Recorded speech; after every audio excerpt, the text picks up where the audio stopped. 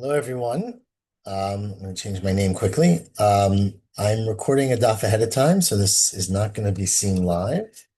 But I'm planning to be away, and I wanted to record it. Daf Mem Daled 44 in Masechet Chullin. So Motzei Shabbat or Shabbat's daf for next Shabbat, which is a different parsha, depending on where you are. And today's daf is daf Mem Daled. Obviously, I'm recording this out of order. Hopefully, you'll hear it in order. But we started the third parak of Chullin, which is parak Elu Trefot, which describes the many, many different trefot that can happen to an animal that would puzzle it. Even if you do shchita, it would still be a puzzle animal. And one of the things we said in the Mishnah was we started talking about what's called the veshet, right? And the veshet is the esophagus. The veshet is where the food goes. Animals has a mouth, like humans. From the mouth, you go to what's called the pharynx. The pharynx turns into the esophagus, and the esophagus turns into the stomach. The Mishnah said that if you have a hole in the esophagus, if it's rove, let's say, then it's puzzle, right? And so, or mashu. Well, actually, take it back. It depends, right? So if it's a small amount in the esophagus, not rove, even a small amount would be puzzle. And yesterday we started discussing the question of something called turbatz haveshet. The turbatz haveshet is the accessory part to the veshet. Again, English, I don't exactly know what to say, but it's the entrance to the veshet, which is again the esophagus or the gullet, as Nava calls it. And basically, from the mouth, there's a transition where you go from mouth to esophagus, and we call it the pharynx. But that area could be part of the esophagus and part of the area of the veshet where you can do shchita. If it is part, Rav said, it's part of the esophagus, it's part of makom shchita, and therefore, if it was cut even a little bit, it will be puzzle, because even a mashahu will be puzzle in that area where you can do shchita. Shmuel, on the other hand, said, no, the turbatz veshet is the entrance to the veshet. It's not the veshet itself. And so you can't do shchita there. But if it's cut, a small amount will not puzzle the animal, only a rove, only a majority. So according to Rav, it's part of the makom shchita, and a small amount will puzzle it. According to Shmuel, it's not part of the makom shchita, so you can't do shchita there, but also the psul is only a larger amount. Now, yesterday we had a case, and I'm sure you did this on Friday, but I'm going to review it because it is really hard to do today's daf without it. So I'm going to start from around 14 lines from the bottom of daf Mem Gimel Amud Bet. And again, I'm sure this is repetition for everyone. Says the Gemara, Hu Tura, there was a cow, David b'nei Rav Ukva. It was owned by the sons of Rav Ukva. Da'atchel be'shchita b'turbatz haveshet. They started doing shchita high up on the neck in the turbatz haveshet. So they started in this entranceway. I think we're in a minute going to define it. But they started shchita in this part, which according to Rav is not makom shchita. According to Shmuel, it is, right? The gamar beveshet, but then sort of went down the neck of the animal and cut the final part of the shchita through the regular esophagus. And says Rava, that animal's a treifa.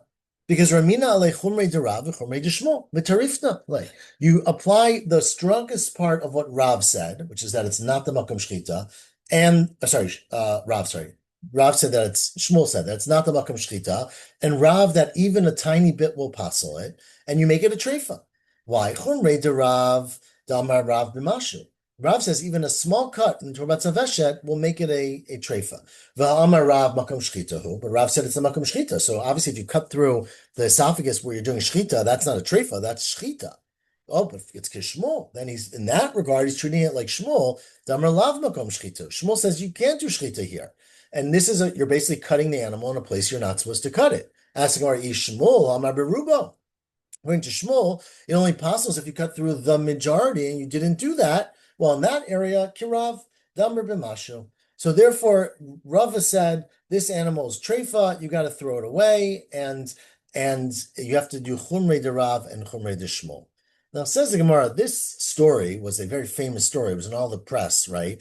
Igalgel milta, the matter rolled around, and people talked about it. Motzaei came to Rabbi Abba.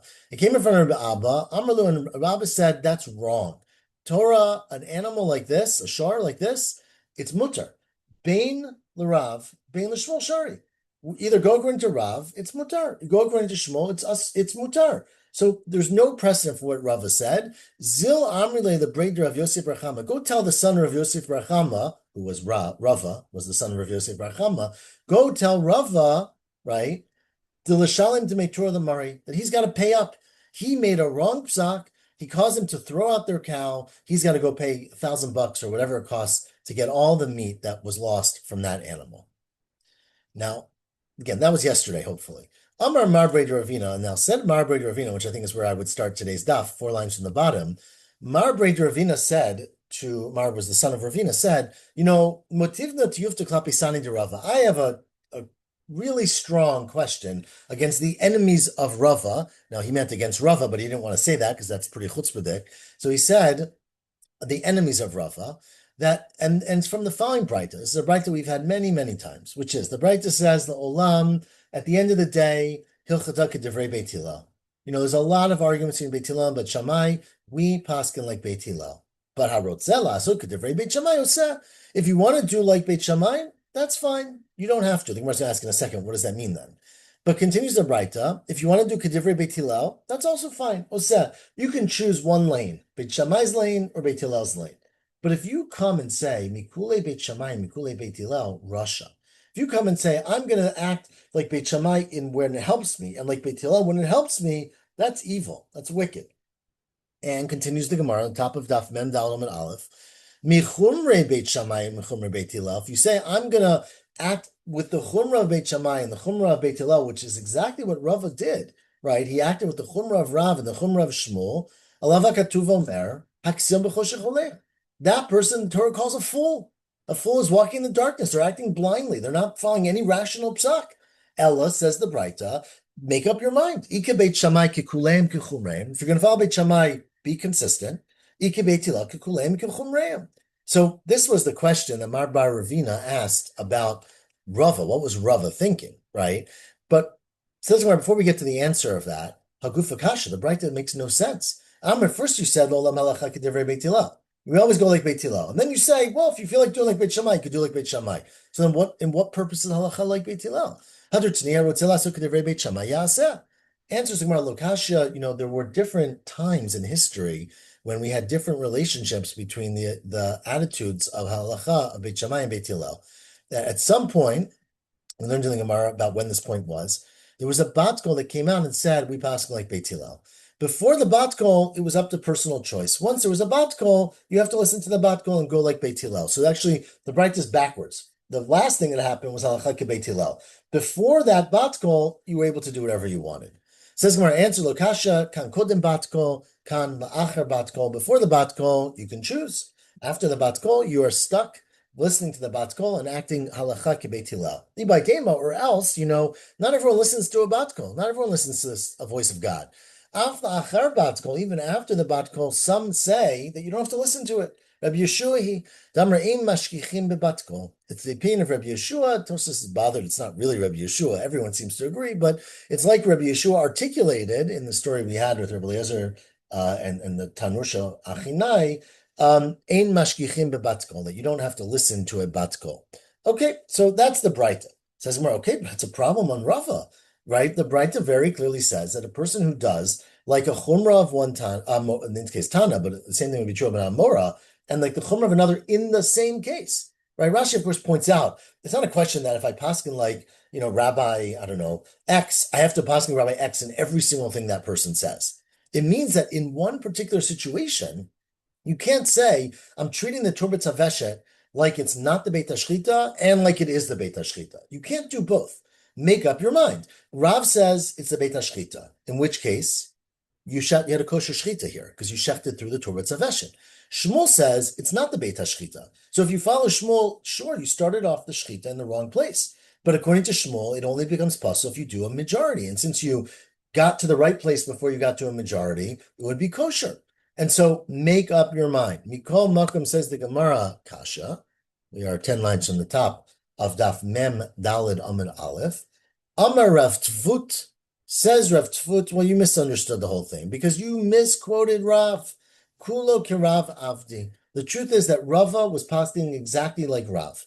Rami Bar Yecheskel. When Rami Bar Yecheskel, we had him last week, Rami Bar Yecheskel showed up when he came. He basically said, Lo tatzitu lahu lahani klali dekal Yehuda achi mishmei derav. My brother Yehuda, I remember Rav Yehuda, Bar Yecheskel, was the principal student, or one of the principal students of Rav, who when Rav died, he went to Shmuel in Naharda, we had this last week, and he learned with Shmuel, right? And we often quote Rav Yehuda Rav and Rav Yehuda Shmuel. Rav Yehuda's brother, Rami, maybe, there's a little competition there. He came and said, don't listen to what Rav Yehuda said, my brother Yehuda said in the name of Rav. What Rav really said, Hachiyam Rav, what Rav really said was Veshet Natnu Bo Chachamim Shir. The Veshet is an area at which the Chachamim said, this is included in Makom Shchita and this is not. The Veshet is not completely open to Shchita. It's a mistake, what my brother said, that according to Rav, the whole Veshet, the whole esophagus or gullet is mutar for Shchita, even the Torbatza Veshet. Rav specifically said that the Veshet is partially appropriate for Shchita and partially not appropriate for Shchita. And by that logic, if the Veshet itself is not completely appropriate for Shchita, Nichlal de Torbatza Veshet lav makom Shchitahu. According to Rav, you're not allowed to do Shchita in Torbatza Veshet. V'ka'amar b'mashu. What all Rav was saying, right, was that even a mashu, unlike other parts of the body where you need a majority in the Torbatza Veshet, even a very small cut will make it a treifa. And so basically this whole thing that you quoted yesterday, that Rav said that the Torbatza Veshet is makom shchita is a mistake. And according to Rav, Torbatza Veshet is not a makom shchita. But the Torbatza Veshet does become pasul even with a small amount.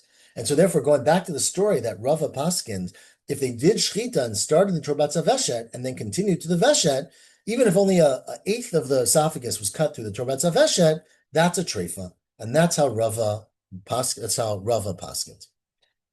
I'll ask the Gemara, after we've gotten through the brothers' discussion here, lamala ad kama. What is the extent of the esophagus for shchita up above? Above meaning towards the head, right? Which animal could be on the side or the back. But above means, as we would say, superior, right? Further up towards the entryway of the esophagus from the mouth.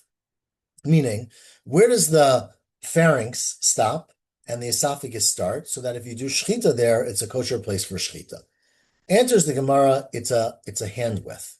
Remember?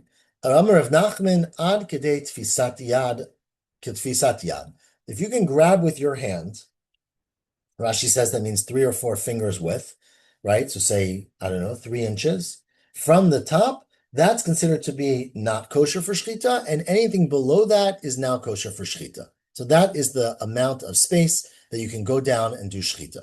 Now, Rashi brings another explanation that Tosfot has another version of, that it's not actually using your fingers, it's using your top two, your thumb and your index finger, where you can grip it or put your nails between it. So it could be a much smaller shear. Rashi does not like that because always grabbing with the hand means the bigger shear. Tosfos is, of course, bothered that if you're talking about 3 or 4 inches, there are some animals, especially birds, in which that's the whole animal, right? So you can't obviously go 3 or 4 inches from the top of the mouth of the bird down the gullet and still do shchita. You'd be past the tail in some birds. The Tosfos says that you'd have to understand that this is referring to a big animal. Take a re'im, Tosfos says, big, I don't know how we translate re'im in English, but like a huge, not a bear because that's to be kosher, but a huge animal. This is the shear in the biggest animal. And then you would go down proportionally for other animals. So if it's 4 inches for a bull, it might be 2 inches for a sheep, and it might be, 2 centimeters for a bird. You have to do the calculation. So this is the shear for the largest animal. What about at the lower end of the esophagus, right? So when the esophagus ends, it turns into the stomach. Where is the boundary between the esophagus, where you can do shchita, and the stomach, where you obviously cannot do shchita? So lamata ad kama, Amar Rav Nachman, Amar Rabba Bravua, I kadesh yashir, until the place where you get, yashir literally means hairs, but it doesn't mean hairs. It means like cilia. There were like protrusions that came out in the stomach that were not in the esophagus. The esophagus was smooth. As you got lower down, the stomach had these protrusions in it that would help absorb food. And when you start seeing those protrusions, that's where it is no longer the esophagus. Says, is that true? Didn't Ravina say in the name of Gvina, name of Rav, Tefach biveshet samuch lekares, zeo kares panimi. that actually, remember, there's multiple stomachs in a cow, which we'll get to as we go on this parak, but that the first stomach, the keres pnimi, is actually not in the stomach. It's the last tefach of the esophagus. So as the esophagus comes down, the last 3 inches are the first stomach, in which case, if you're allowed to shecht to the end of the esophagus, you're basically shechting through the stomach. So Amai, why is that? Why can you shecht to the bottom of the esophagus if the bottom of the esophagus is a stomach? You're basically shechting through the stomach, if that's what's called the stomach. Says, no, that's not, you misunderstood what Rav said. Rav didn't say the last tefach of the esophagus is the stomach. Rav said, Ema tefach b'kares, samuch leveshet. The first tefach, the first part of the stomach that's near the esophagus, that's called the kares pnimi. That's called the internal stomach. And as you go further, you get into the other parts of the stomach, and we're going to get to them as we keep going. In humans, which I'm very familiar with, we call this the cardia of the stomach. But I don't think it's equivalent in animals because humans only have one stomach, and animals, cows, of course, have multiple sections in their stomach. Either way, the esophagus is not the stomach. At the end of the esophagus, the first tefach into the stomach is called the kares pnimi. Or else, when Rav was saying that the last part of the esophagus is actually the first part of the stomach, Kikamarav Bitora, he was actually referring only to a cow, the masir tvei. A cow actually will have these protrusions, these hairy or cilia in the esophagus itself, not only in the stomach. So actually, that is the stomach. It's the same pipe of the esophagus. Remember, a cow could be very long. Cows are big animals, but the last part of it, the last tefach of it, actually starts having mucosa that looks like the stomach and is part of the stomach, and you couldn't do shchita there. So that is how you'd understand Rav. Now, one more halacha. I think it's one more before we get closer to the Mishnah. We're not quite there. It says Rav Nachman, Amar Shmuel. We are around, 15 lines from the bottom of Mem Dalet and Aleph. Says Rav Nachman Amar Shmuel, remember the Turbat Zaveshet, which is the first part of the esophagus, or the pharynx, right? The entrance into the esophagus, is attached to the lechi, to the jaw, right? And your mouth, it starts with the jaw, everything's attached there, and then it goes down. Says Rav Nachman Amar Shmuel, if you have a Turbat Zaveshet, if you have this first part of the esophagus, the entrance to the esophagus, shenital kulo milechi, gets completely separated from the jaw, it's still kasher. It's kasher. And you know how I know that? Because Tanatuna. The Mishnah said, and this is a Mishnah we're going to have later, nital lechia tachton kasher. That if the animal's missing or it's detached, its lower jaw, it's still kosher. It's not a treifa. Now, if you take off the lower jaw, obviously the lower jaw is attached to the esophagus, or we think it is. And so therefore you see that attachment is not essential, and it wouldn't make it a treifa. Matkefla Rav Papa asked Rav Papa, what are you talking about, Rav Nachman? We had one of the 4 cases of Isra of Shchita was called Ikur. Ikur Simanim means you uprooted the Siman. Instead of cutting through the trachea or the esophagus, you detached it from its source of attachment. It's exactly what you did here. You took the Turbat Zaveshet off of the Lechi. Ikar Simanim, you're removing the Simanim. Says Gemara, okay, that's a great question, Rav Papa, but Rav Nachman and Shmuel quoted a Mishnah. So why are you screaming at me? Scream at the Mishnah. Rav Papa Kashi Matnitin. The Mishnah said, Nital lechia tachton kasher, that if you remove the lower jaw of an animal, it's kosher. Why don't you say that you've basically uprooted the siman of the esophagus, of the gullet, and so it's ikur, it's not a kosher shchita?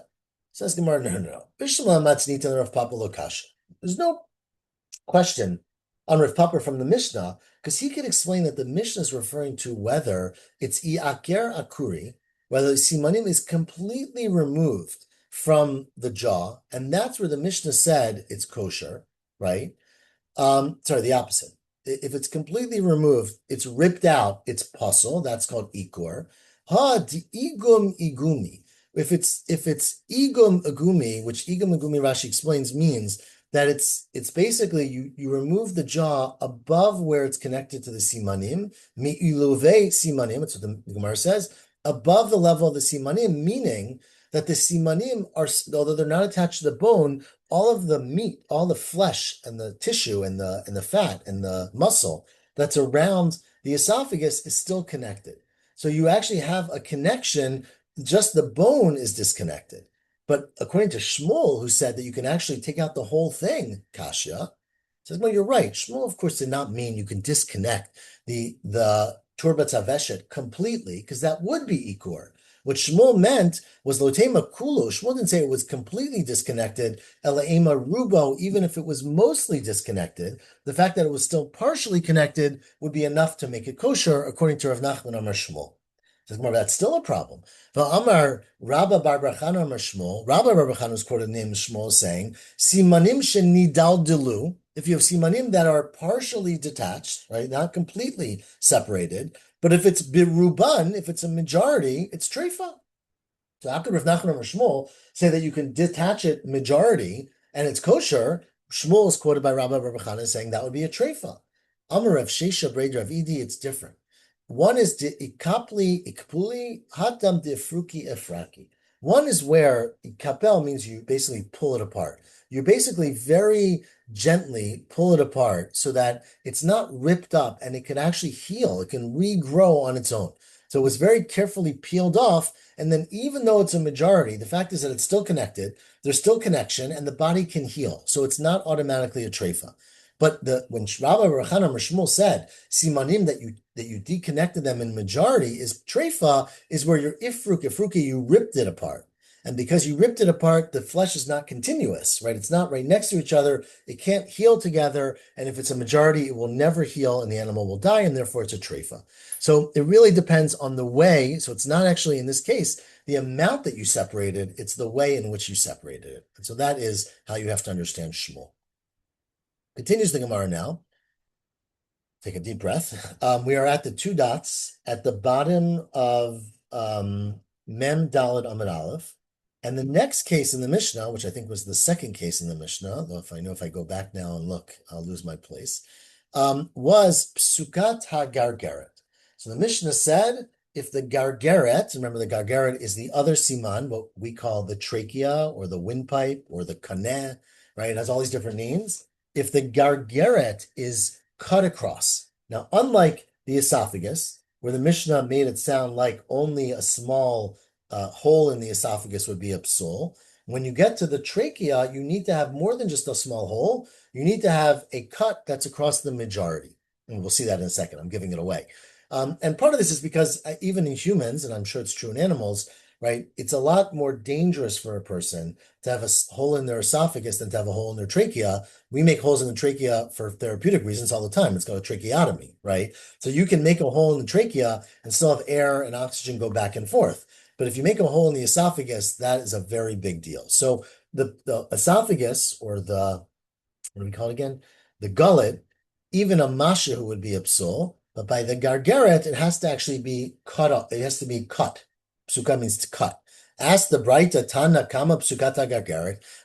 How big is the cut have to be? Biruba, it has to be a majority of the esophagus. Ask the Gemara, Kama Ruba, what's a majority? Now, what do you mean, what's a majority? A majority is a majority.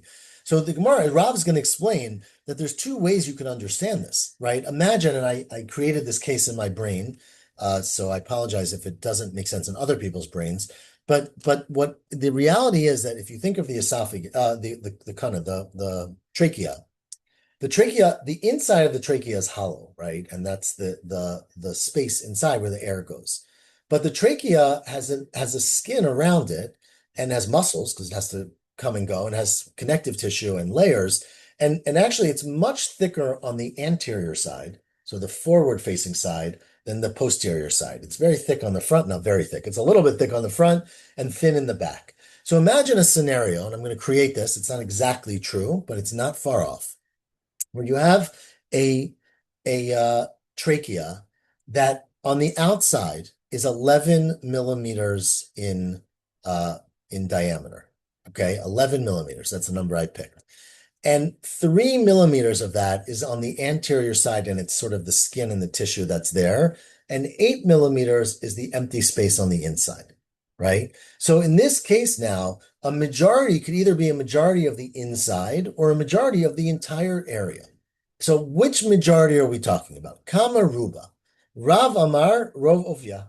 Turn the page to Daf Mem Daled Amud Bet. Rav said it means rov of the entire width of the trachea, including the inside and the outside, including the thickness of the wall. The Amrila, but some say rov chalala, The opposite, that it's the majority of the inside.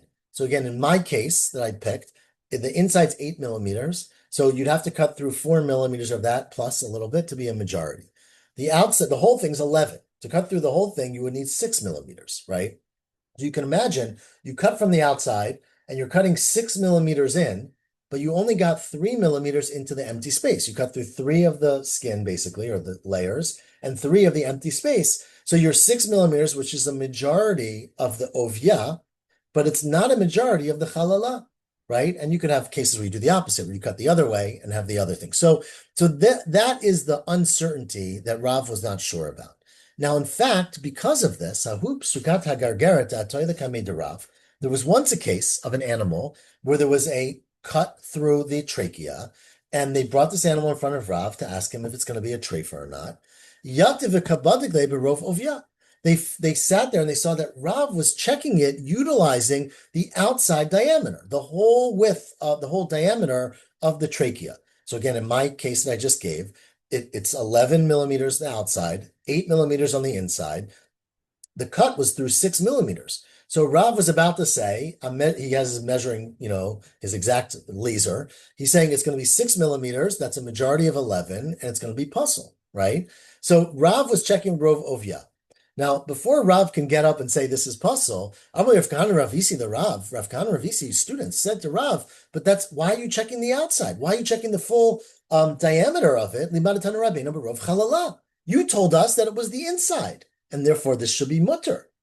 So Rav said, "Oh, you know what? Let me take a step back. Let's send it to somebody else." So Shadri the Kamei de Rabba Bar Bar Chana. So then they sent it to Rabba Bar Bar Chana, who was a student of Rav, or next generation, and Badka Berov Chalala. Rabba Bar Bar Chana checked this thing using the internal area, the hollow area, and which, again in my case, is 8 millimeters, and the cut was only through three of them, and he said it's kosher. Va'achshira. And Rabbi Rechana said it's kosher. And not only that, Rabbi Rechana said it's kosher, and I'm really hungry. Let me buy some rib steaks from you.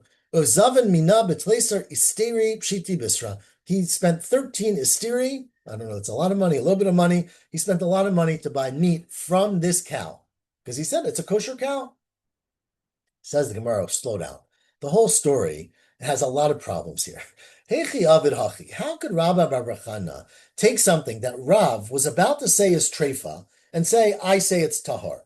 Tanya, we have a bright, not tahar, kosher. We have a brighter that says, Chacham shetimei, if one wise person says something is tamei, ein chaverei or shai l'tahar. You can't come around and say, I think it's tahar. Or if Chacham is asar, as Rav was about to do in this case, ein chavero or shai l'atir. You're not allowed to be matter. If a person paskins, then you're not allowed to go against that. So how could Rabbi Bar Chana say this is kosher when Rav was about to make it a treifa? Says, well, we caught this before Rav made it a treifa. Shani hacha, this is different to Rav lo asar mesar. Rav never said it's prohibited. We very wisely saw that Rav was about to say that and turned the corner, right, and brought it to someone else. But in this case, Rav never put out an official psak that it's asur, and therefore Rabbi Bar Chana is allowed to give his psak if he really thinks it's mutar. Says the Gemara, okay, fine. So Rabbi Bar Chana could say it's mutar, but how could he himself eat it? The kivan de ori bechacham. Remember, we had, if you learned Daf Yomi with me last night, which would be a week ago when this recording comes out, we had this last night. Once you need a chacham to say that something is mutar because it's very unsure.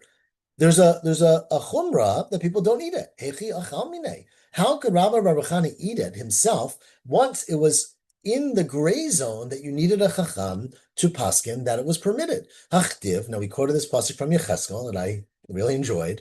That says when Yecheskel is talking about how pure he is and how he can't go along with all these things that Hashem wants him to do. Amar aha Hashem Elohim hinei nafshi lo mutuma. I never became tamei. Right? And we'll talk about again. We'll repeat why he says this. I haven't eaten treif and nevela from my youth until now. And I never eat anything that's pigul. And we, a week ago, explained this to say, obviously, he didn't do those things. Of course not. But it means he didn't have shilon mutuma. My soul never became tameh, meaning not only voluntarily, but even involuntarily, right? I never was here harti biyom to come today to carry at night. Sorry, I need to find the daf. I apologize.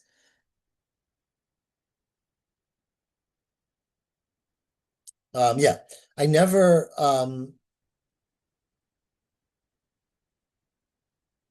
no, sorry, I lost my place completely. Um, I never, sorry, give me 1 second. Um, 44. There we go.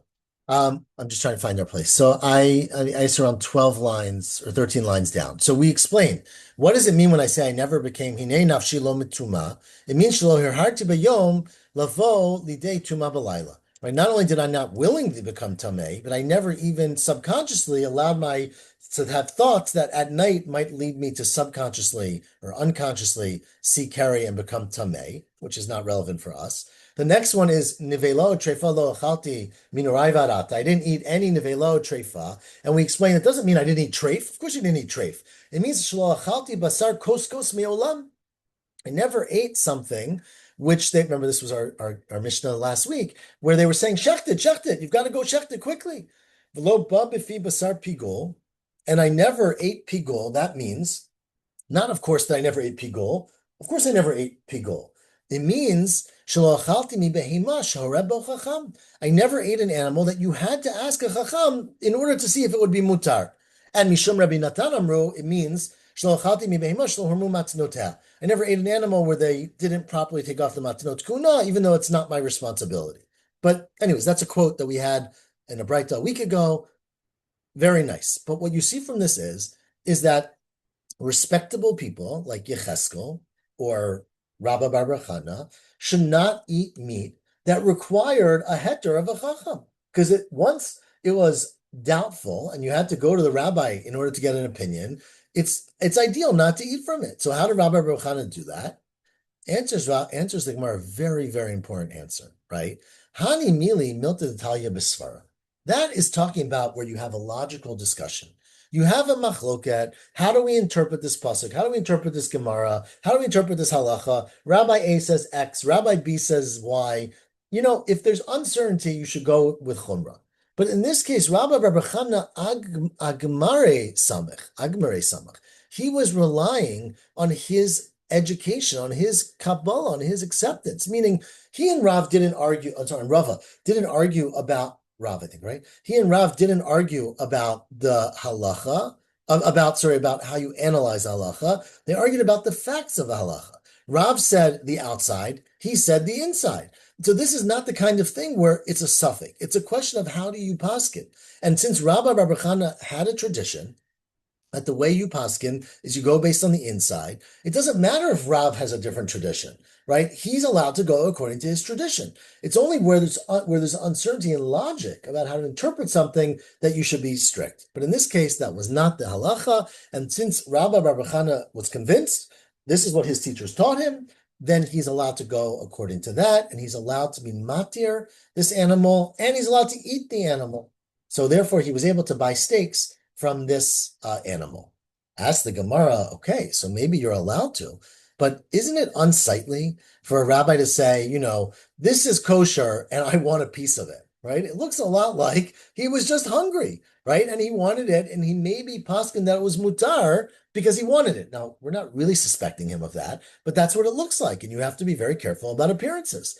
Ask the Gemara, why isn't Rabbi Bar Chana not allowed to eat this meat? Because it looks suspicious. The Tanya, as we learned in a Braita in Sanhedrin, Danet Azdin, the judge makes a judgment, Zika, v'chayav, timei, v'tiher, asar v'iter, whatever it is, right? You do whatever halacha you do, v'cheina yidim she'idu, or witnesses who testify, right? Let's say witnesses come and say, we know that Reuven sold the field to Shimon, right? And Reuven denies it. Shimon says, I bought the field. The truth is that the next day, anyone could go to Shimon and say, let me buy the field from you. The witnesses, the judges, anybody involved in the case. Kulam rishayim likach. But Avam Chachamim, that looks disgusting, right? It looks unsightly. Herchek min kiur u'min domelo. Stay away from dirty things, right? There's a lot of dirty business there. It looks like you colluded. You said, we're going to make sure that the field, I'm a witness. I saw Reuven sell it to Shimon, and Shimon sells it to me tomorrow to build my Empire State Building, right? That looks very dirty. So how in the world could Rabbi Bar Chana buy the meat that he just matir'd? If it wasn't for him, the meat would be totally thrown out. Says Gemara, well, still, you're right. But that is only a concern if there's some favoritism that's possible in the purchase. Hani mili midi de mesbin mishuma. If you sell something that's based on a valuation, right? So there, of course, I could say for you, I have a good price. You're a nice rabbi. You're a nice person. You helped me out. I'll give you a good deal.